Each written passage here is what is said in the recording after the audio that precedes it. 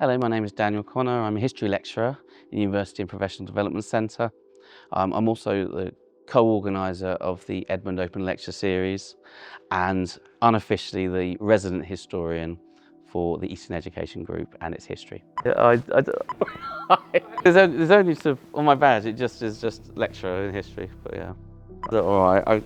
So the feeling I had when I was going through the 100 voices and reading all the submissions and speaking to the people who had submitted a story, exhilaration. The interesting thing about the 100 stories is they didn't just come from ex-students. It was such a mix and a wide variety of stories.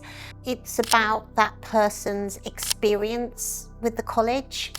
And I'm grateful that so many people wanted to share their story. You only share a story when it's really important to you. It was brilliant to see, especially at the inception of the organization, how much work and dedication. And I know how difficult it is to run and start new organizations, but to start it from nothing. It exemplifies all the character strengths that we live by in that one moment of the first 50 years of the college. It started taking form to the form that it's recognizable today. The biggest one by far was, I think Carrie discovered this in the boxes, which was the prospectuses. A near complete set of prospectuses for all our different names, going back to the Evening Institute and going back to 1937. And they were invaluable. It was like finding gold, because when we could then kind of piece together so many elements that were missing out of the history. Where's Marnie? Ah, good. This is especially for you. What happened in here was that hairdressing began in here. Yvonne Warner, on the right, first head of quality. She's on the website for the Centenary. Indeed, I helped write her story. So as the unofficial resident historian for the group, I have done an Edmund lecture on the Centenary. I've done 3 talks, formal dinners, where I do a condensed version of the history of the Eastern Education Group. I think the main takeaway from it is that when I was talking to the governors, talking to VIPs, is that actually it's such a fascinating story. People who hear it go, that's remarkable. I was delighted to be able to be invited. It is an amazing development that's achieved in the last 10 years, but that's not to say the previous 90 weren't wonderful. In those 10 years, the place has changed like unrecognisably. You know, not only do we have all these different organisations as part of the group, but the ambition of the place and the reach into the communities is massive. I think if I compare the period from when I started, 2017, rolling on to now, we are doing education now on an industrial scale in the region. The last count, we had 15,000 students and growing.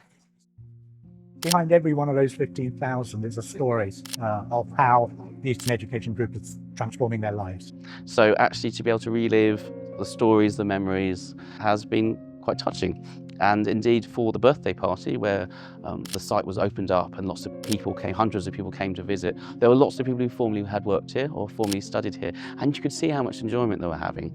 For us as a marker, it was a real success, and the lovely feedback that we had from guests that did come. Because they do feel proud of the story and the journey and the fact that we have progressed so far, and they can see that at that stage we were developing to grow even further, and that journey, that educational journey, they can see that they're a part of it and they can share the success that the group have had. College has existed in the group for 100 years, so it has touched pretty much everyone's life in this region, and having so many people coming in and seeing the connections that everyone has with this group, it was pretty humbling. Firstly, I'd like us to still be here in 100 years. I'd like us to really carry on the same mission that we've got now, which is outstanding education on an industrial scale for the region, because For me, that is the one mechanism by which, particularly the most disadvantaged in our community can transform their lives. The reason why it was personal to me, it was personally important to capture and preserve the history of the college, partly is because I've been here a long time. So I've been here 19 years and seen so much change in that time. But also I'm a part of a dynasty. So my mum, or my mother I should say, worked here for nearly 25 years. There's a long memory of this time. And I remember coming here, waiting for her to finish teaching evening classes. So I remember buildings like Gibraltar House, the first one, which was a porter cabin. I remember those things. And indeed, I remember coming in at Christmas time and collecting a gift from what possibly was a Santa that turns out to be John Shipston.